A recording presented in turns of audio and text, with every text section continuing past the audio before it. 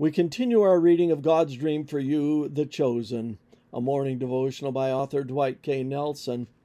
Today's reading, December 7, 4 Secrets to Surviving the Coming Economic Earthquake, Part 2. You can be sure that God will take care of everything you need, His generosity exceeding even yours, in the glory that pours from Jesus. Philippians 4:19, Message Bible. Ever wonder why commercials were invented? I once read a book by former advertising executive Jerry Mander. Its title betrays its premise: 4 Arguments for the Elimination of Television. In it, he made a point that has stuck with me over the years. The dominant purpose of advertising is to create in the viewer a state of discontent. Think about it. Do I need advertising to remind me I must eat food and wear clothing to survive? Do you need commercials to remind you to brush your teeth and wash your hands and your dirty dishes? Hardly. Advertising seeks to sell us what we wouldn't have bought had we not seen the ad. It creates a scarcity of contentment.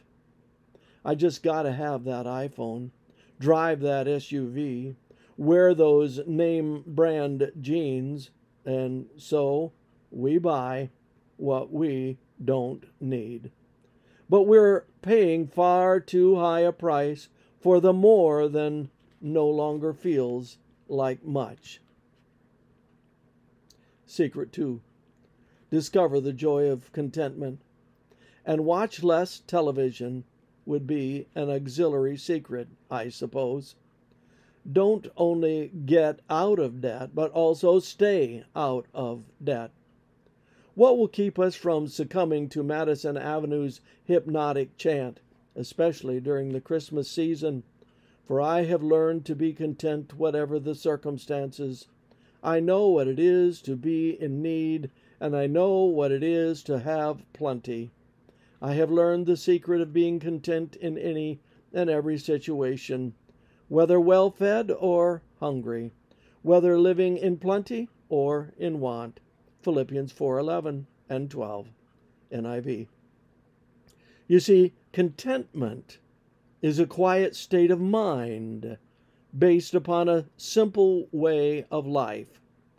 Paul was not a Zen Buddhist.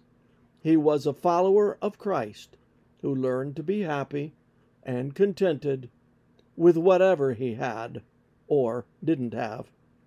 Quote, "My God will meet all your needs according to his glorious riches in Christ Jesus."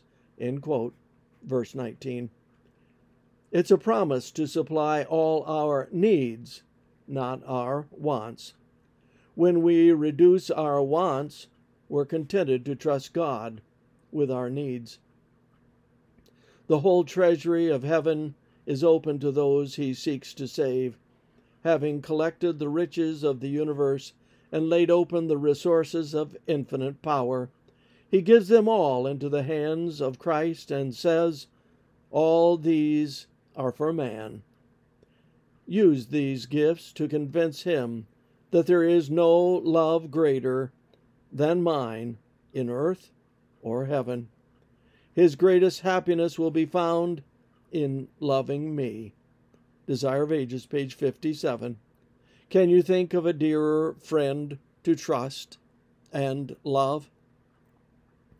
This concludes our reading today of God's Dream for You, The Chosen.